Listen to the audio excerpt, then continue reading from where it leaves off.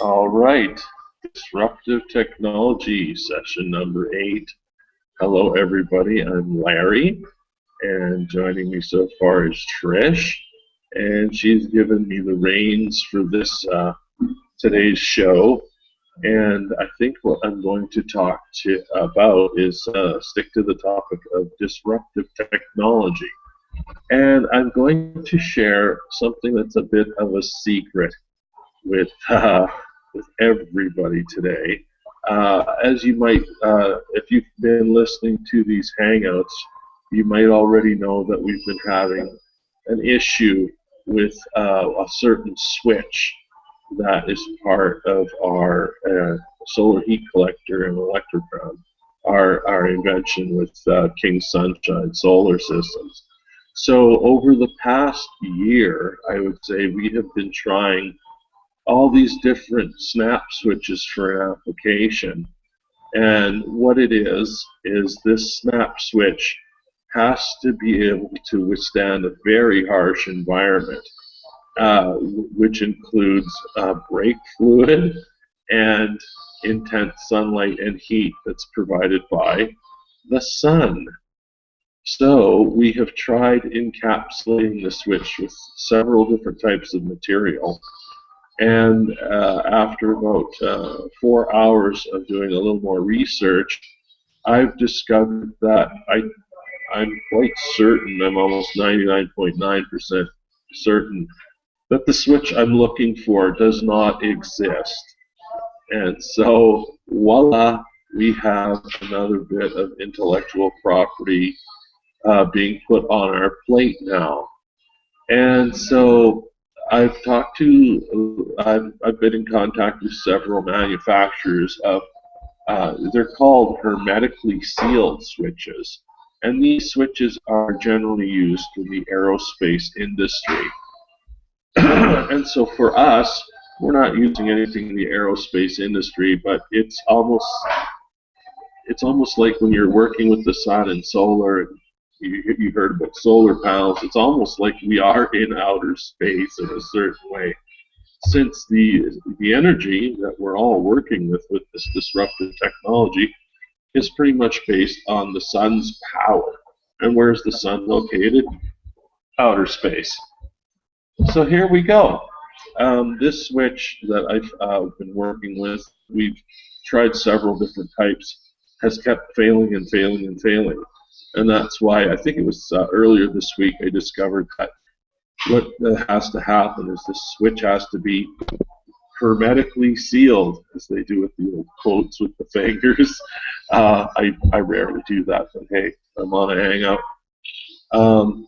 So these hermetically switches they use for the aerospace industry are designed to work more like a fuse.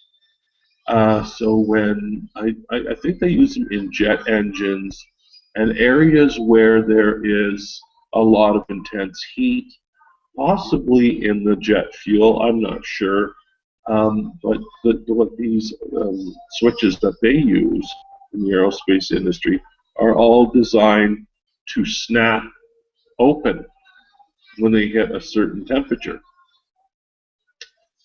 That doesn't work in our application because with our machine, this switch is controlling our peristaltic pump, which is pumping the fluid through the kaboomer.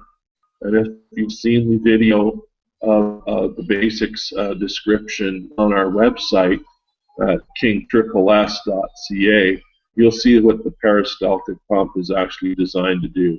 It moves the fluid in our solar heat collector so that it can flow to wherever we want. And right now we're using it for the electrocron to make electricity. So because these switches are designed to snap open and not close, that means that the switch probably more than likely doesn't exist. That doesn't mean it won't exist. It's going to exist shortly, and I think we're going to be able to use something called porcelain slit, which is, if anybody out there is into making ceramic figurines or little dolls, they've heard of this product. It's called ceramic slip.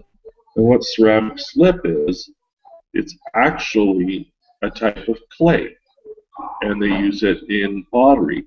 However, what they do is they add uh, some ingredients to it so that when they put it into a kiln, it does different things than clay. It produces porcelain.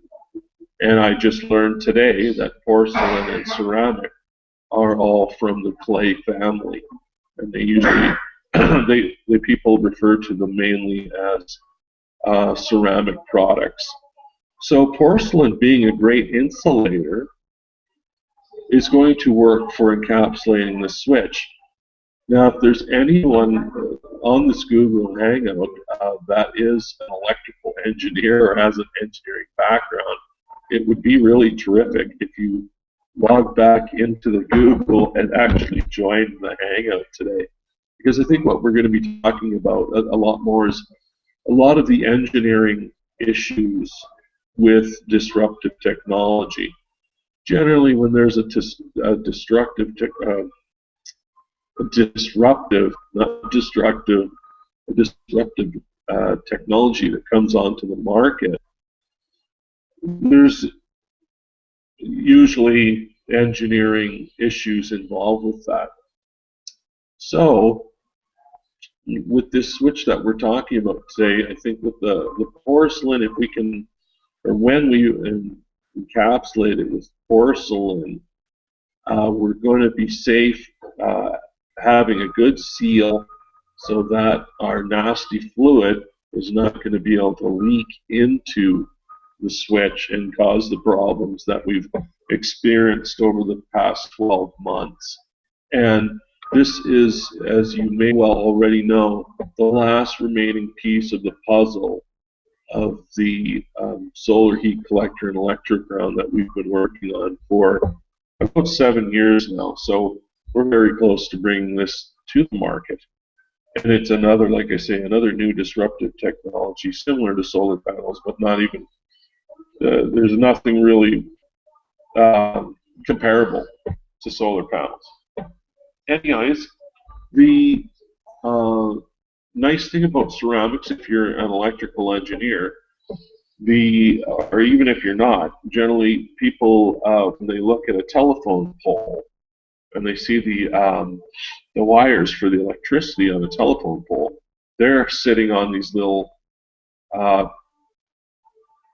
strangely shaped pieces that are generally porcelain insulators.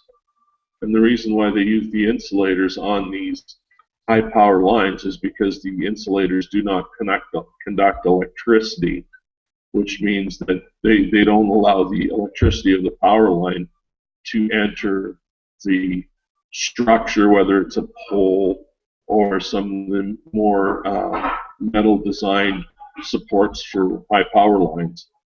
So those things are made out of porcelain, which means with our little tiny switch, which is only about ½ an inch in diameter and about ½ inch high, it's a little cylinder, that means that we'll be able to connect, we'll be able to seal the switch, as well as we will also be able to keep any shorts from occurring with the switch, which is very, very important. So I was sitting around here all day while contacting people or letting people know about this hangout and what we'd be talking about. While I was doing that, I was also thinking about the switch because it's really kind of a high priority for King Sunshine Solar System to get this issue solved, and so we can move forward. So it's been a very big stumbling block for the company. And so, be that as it may, we still have lots of time to get this done. And I believe next week we should, as long as I can source out a place to get this porcelain slip, I'm pretty sure the molds that we use for a lot of the other components of the solar heat collector can also be used for this slip. or for this porcelain material for the insulation. And then that'll be it. The switch should be able to go into service and work the way it's supposed to work. We've with the disruptive technology that we're using, there is several components of our invention that are custom made, pretty much from the ground up. A lot of pieces exist 7 years ago. We've created double reduction gear motors that guide the solar heat collector so that it always watches the sun. And we could have gone out and spent hundreds of dollars to purchase double reduction gear motors that would do the job, but because this company was spawned from our recycling company, we had a lot of access to materials that most companies don't. And we ended up using power electric window motors to make these double reduction gear motors. That in itself is a pretty unique way of going about making your tracking system. And the nice thing about it, which I always found was very important in the design of our equipment, is that this stuff is going to be sitting outside 24/7. So if you're going to be putting components onto your free energy or solar, any kind of solar equipment, it's got to be designed to withstand those elements. So that had a very big part in us choosing the power electric window motor for our tracking system. And we've had our custom made double reduction gear motors out there for a good 4 years, and the only problems that we had were really basic. The motors themselves have functioned and performed spectacularly. They don't draw much power because they're designed to work on a 12-volt system, and they've been designed by the automotive industry to be very powerful. So, and you can see them like in operation. Actually the peristaltic pump that we use to pump the fluid on our solar heat collector is actually a slightly modified power electric window motor. And then the other two applications are the double reduction power electric window motors that were basically constructed. We combined two power electric window motors into one double reduction gear motor with some slight modifications to molding it together. And that's what drives the system, because when you're following the sun in our application, we don't want to be going really fast. So that's why you have to reduce the gears down low enough so that when the sun moves a little bit, the tracker just moves slightly. So, pardon me? Yeah, it worked really, really well, the tracker in Germany. Do you want to maybe describe that a little bit, how well it worked? We did a we sort of did a demonstration when we were at the trade show in Germany. That was pretty cool. Yes, definitely. The motors performed very well. However, the peristaltic pump motor, for some reason, was not working. And when we shipped it from, I think this is what you're getting at, right, Trish? Yeah, when we left Canada to go to Germany, we packed everything up quite securely so that nothing would be damaged, even if the crate was to fall off the boat or out of the plane. It would land, and everything on the inside would still be intact. So when we shipped it to Germany, I was really surprised to see that when we assembled our invention at our outdoor booths in 2012, once I put all the components together, it took a little bit of time because we were still waiting for some components to arrive that we actually ordered in Germany, because it was a hassle to actually send them from Canada to Germany. So we actually had them waiting for us in Germany. So we were waiting for these components to arrive. And when they did arrive, we started up the whole machine, and the peristaltic pump for pumping the fluid was running, but for some reason, the wheel that turned the pumped the silicone tubing so that the fluid could flow through, it was not turning. And I thought, well, that's strange. I can hear it running, but it's not turning. And so I shut everything down, and I took the motor apart. And I remember taking the motor off and turning the wheel slightly with a peristaltic pump. And I turned it with my hand, and it spun like it was completely loose. And I thought, that's strange. And then I just tugged on it a bit, and it pulled apart. So somehow, when our peristaltic pump assembly was inspected by customs in Germany, they had torn apart the motor to inspect it. And how the reason for them doing that was just mystifying to me, why you'd actually pull the shaft out of a motor to inspect it.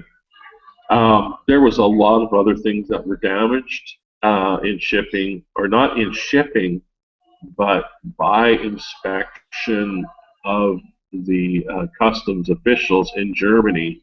They tore apart a lot of stuff, and I was smart enough that before we left Canada, I made sure that I put my own little repair kit in the crate as well, just in case something happened. However, to repair a motor, I would need much more tools than I brought. I would need like a doctor's bag rather than a box of Band-Aids. And so my box of Band-Aids actually fixed a lot of the parts, except the peristaltic motor pump was not repairable in Germany with the tools I had access to. So we ended up.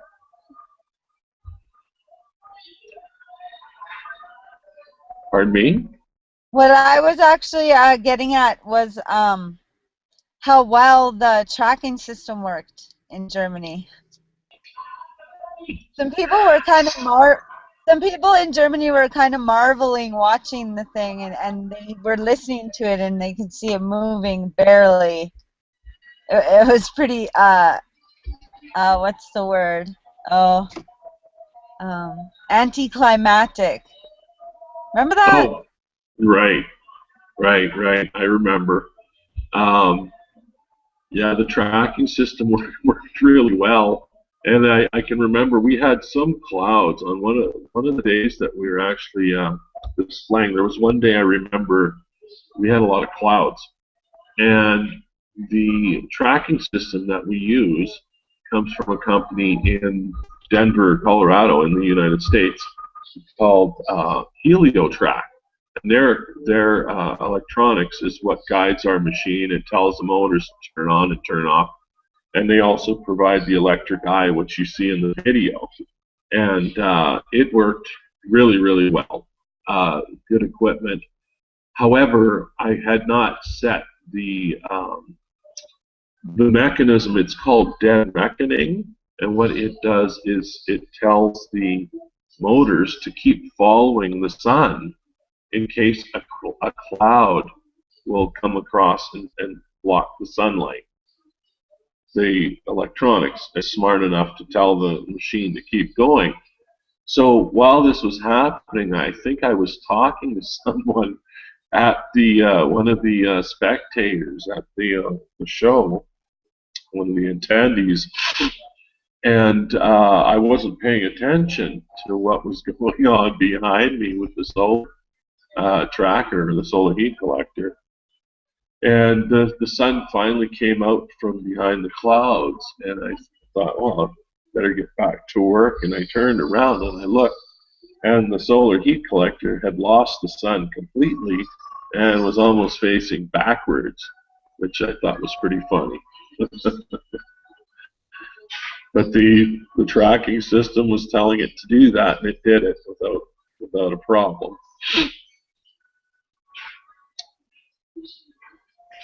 So that trip was a great experience, going to Germany and having our machinery on display. Excuse me. Yeah.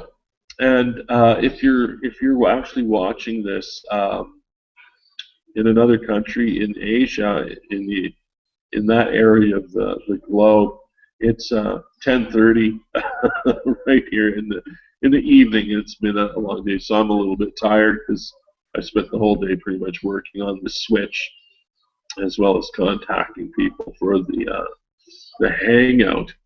Um, so getting back to what I was saying with this disruptive technology, and I'm sure a lot of other companies that are startups that have got disruptive technology, they probably experience a lot of things that we experience. Like they need a part, and the part doesn't even exist. So they have to figure out, how do they make this part work, or how do they even find the part? And that is part of the inventing process, is what makes it fun, in my opinion. I don't know if every inventor thinks that way, but for myself, when I get started on something, I don't let go. And when we do have any kind of things, any instances where something happens and there's an unknown, I find that exciting to actually say, "Oh, we've got a problem here. We have to fix it." And I think with most disruptive technologies that are dead set on getting their product to market, they experience the same things, especially if it's something new.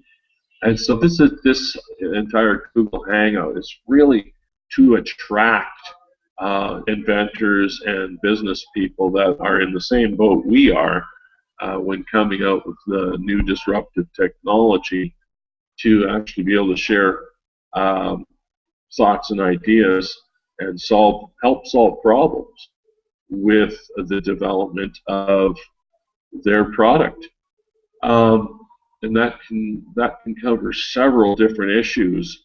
But I've never actually been part of any kind of organization, of even entrepreneurs. I've belonged to entrepreneur associations, but it's never been I don't think I've ever heard of an inventors association or a society where that actually exists. So I think that's another thing that we're probably going to establish with this hangout, is to help all inventors move along. I keep as I'm telling this, retracing our history, I keep thinking about Henry Ford, when he was bringing his vehicles into the market that he was inventing. And he had this, I learned this through the Napoleon Hill book. What's that book called again, Trish?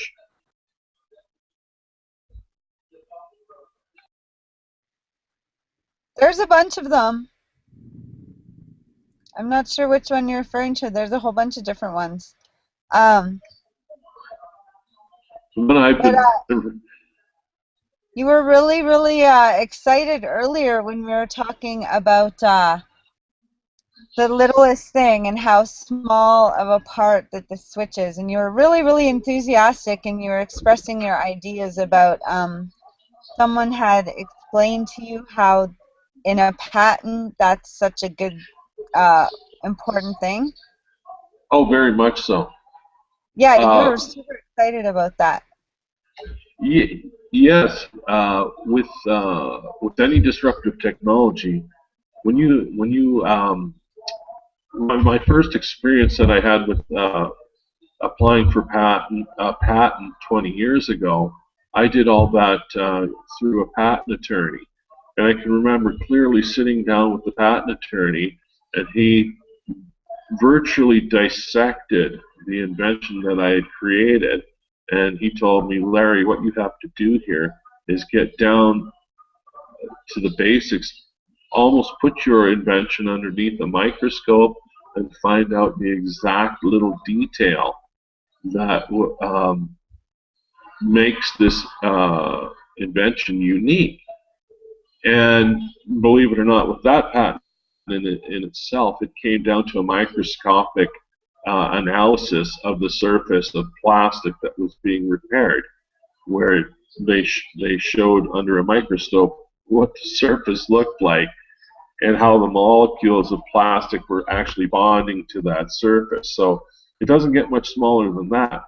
But with right now with our solar heat collector, this switch is a very, very tiny part of the solar heat collector, and the entire system works with it. And I've been saying to Trish that this component is almost like the key to a car. Or a key to a door, and because a key is a small thing, but it controls so much in so many situations. And so we've now narrowed it down to this little tiny switch that once we have it, it's going to work in our application, and it'll work in several other applications that I haven't even thought about yet recently. However, to be able to control what we're doing by using a switch compared to other types of technologies, I am very certain that there's intellectual property in regards to this switch and how it's going to be produced so that it can function in our application. So yes, looking at components microscopically is quite important when protecting your intellectual property.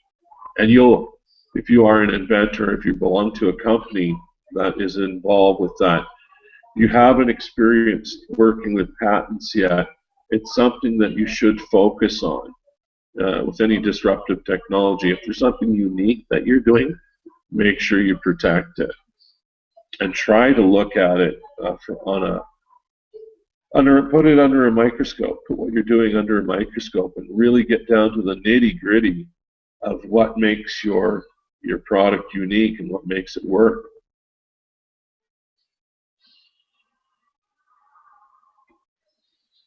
That's awesome. I'm kind of losing daylight out here, so I maybe just we should noticed that. Maybe maybe we we should should what?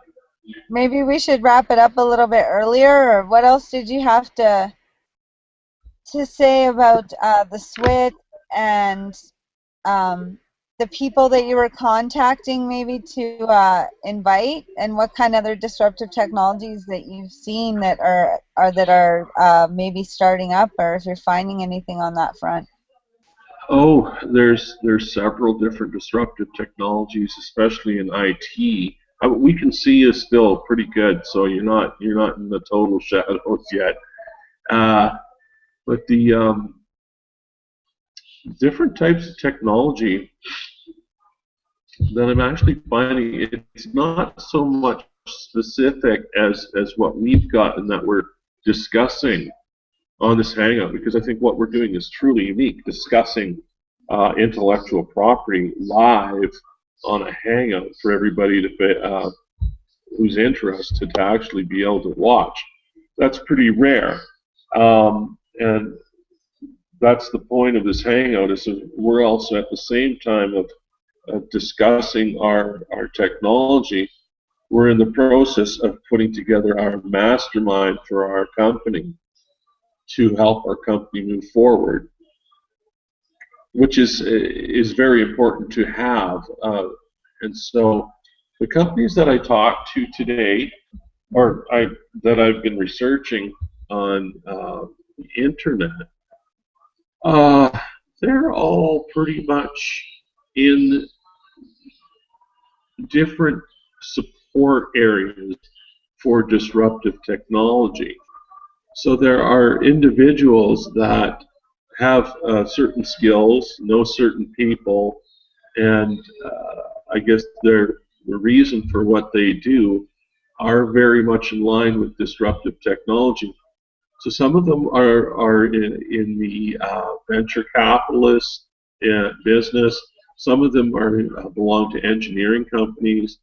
Some of them belong to companies that are already selling, for example, photovoltaic panels, but are also at the same time working on uh, making their photovoltaics, and also looking for people like or companies like King Sunshine Solar Systems that do have a different way of making power. So and these people are all over the world. I'm finding them in India, in Poland, in Australia, um, a few in Germany, the Middle East, and hopefully these people are considering joining the hangout and yeah, putting their 2 cents worth in to help us move King Sunshine Solar Systems ahead and help other companies that are going to be getting involved with this hangout hopefully in the near future, to help them also move their disruptive technologies forward. Because I think I'm not sure how old the Google Hangout is, but what I've seen so far can be very powerful, especially if you're doing a daily report. So I'm thinking that this disruptive technology hangout, being that it's a daily occurrence, it means that it's going to change every day and it's going to grow every day. So not only is our business going to grow because of this hangout, I believe the other businesses that are involved with this hangout are also going to experience much more rapid growth, because we have created a global community to move technology forward. So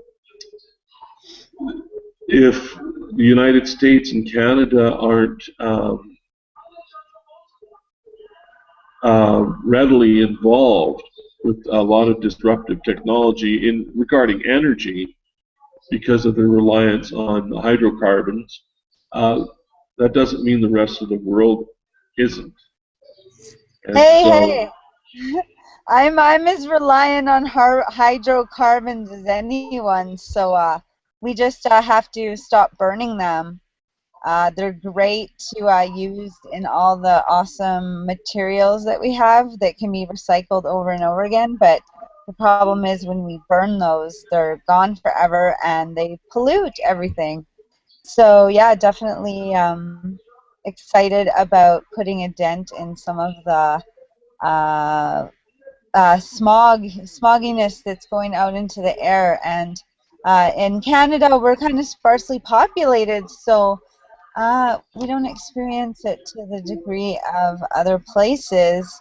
However, it's still fairly prevalent in some areas, and like yeah, it doesn't look like a lot when you go by the refineries and stuff, but when you add that up over time, there's a significant impact there. So I definitely want to keep oil products and just the innovation that plastics and other oiled fluids and stuff for lubrication and stuff has offered to progress, but I think that the burning of the oil is something that it's irresponsible use of the resource, in my opinion.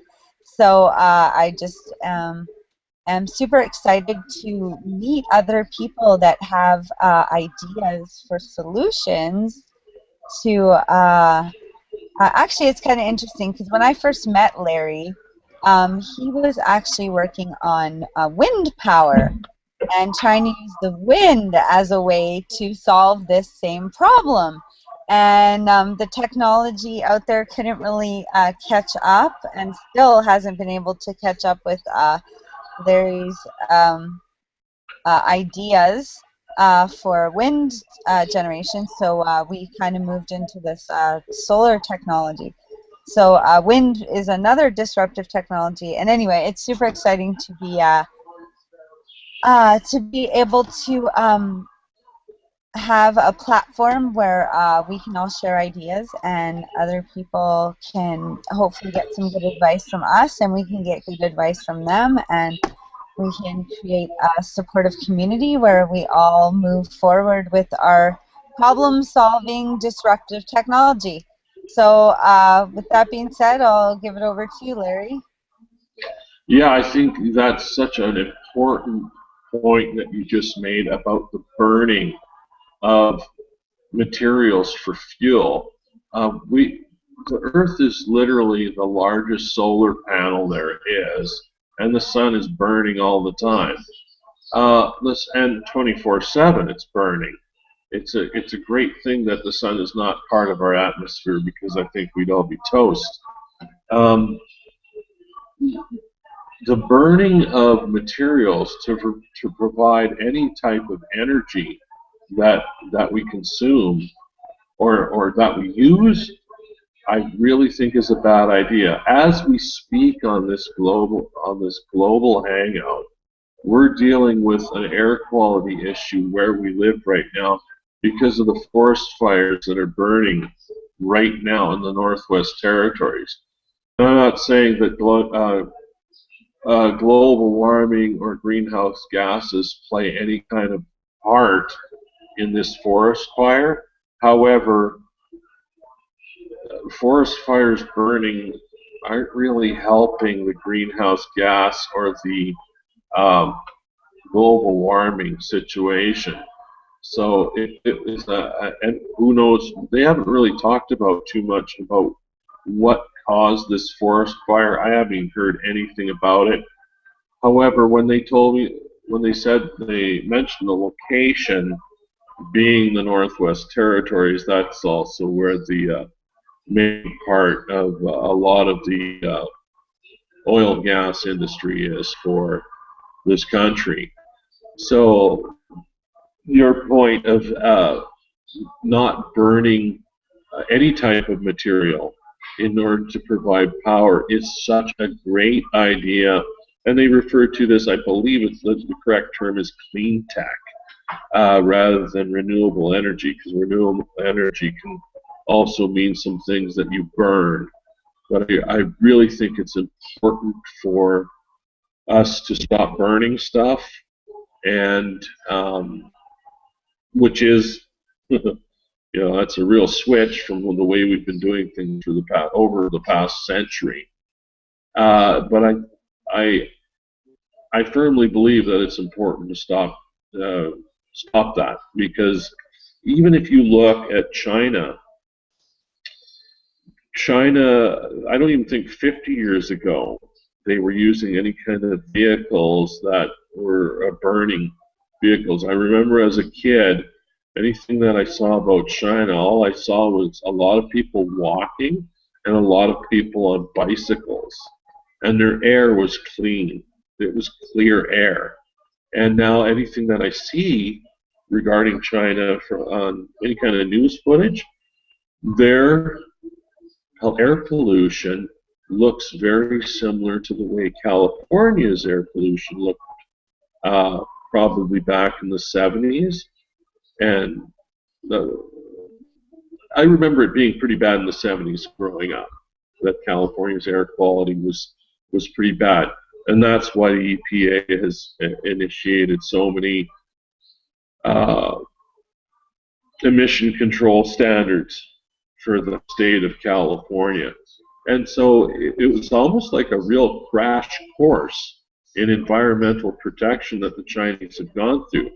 And I don't think a lot of people, it was within the past 10 years that because of the industry that we have here in Alberta, a lot of our gas and oil products, I believe, are being shipped to China. And the people doing in that industry or pertaining to that industry were explaining to me how they don't have any emission controls and they're going to be in trouble really fast. Well, that was super duper fast considering that in North America vehicles have been around for 100 years.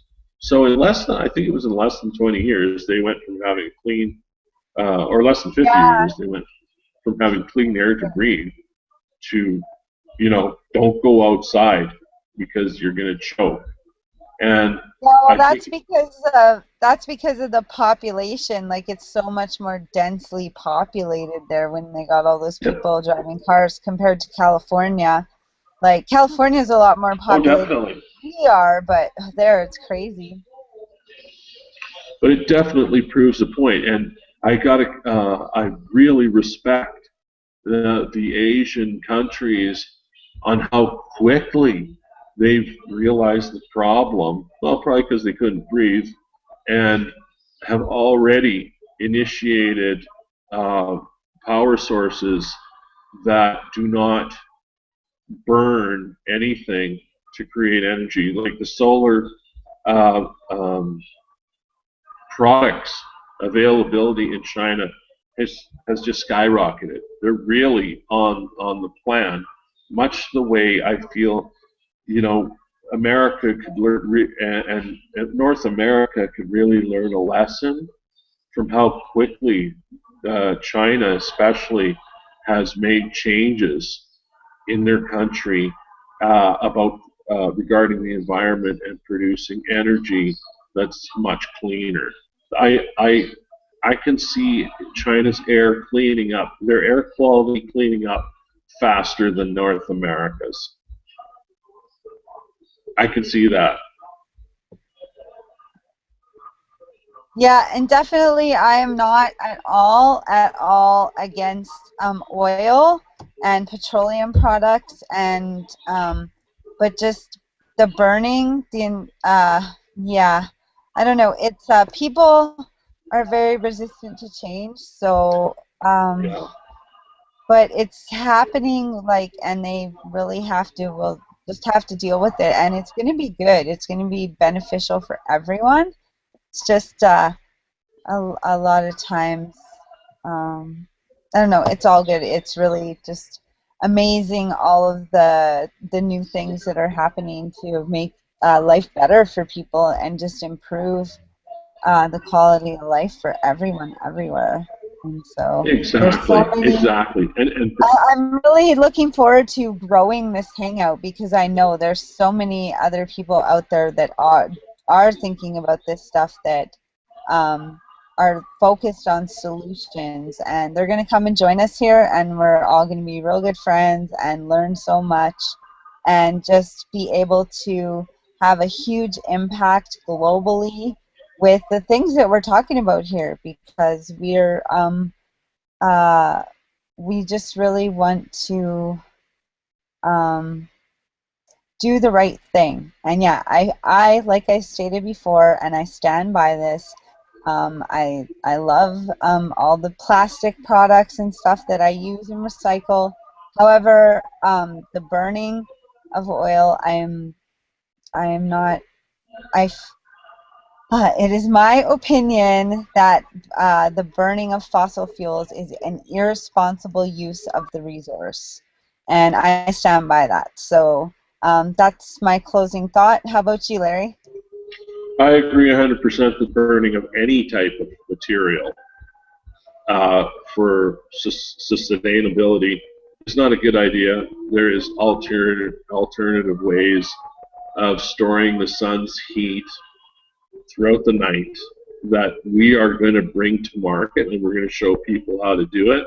It's part of King Sunshine Solar Systems agenda to also bring those components in the to the market that we've been working on, and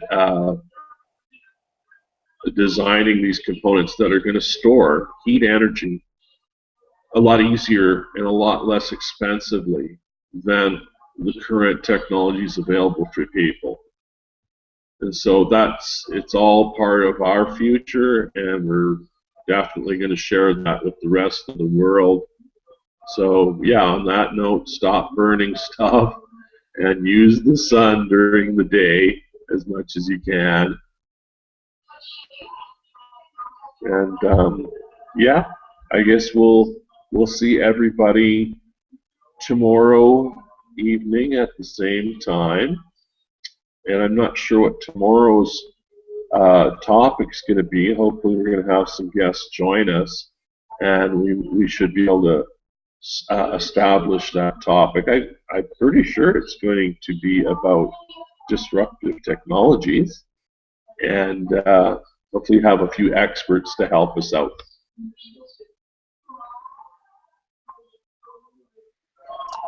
Good night, everybody. Good night, everybody, all over the world, or good morning.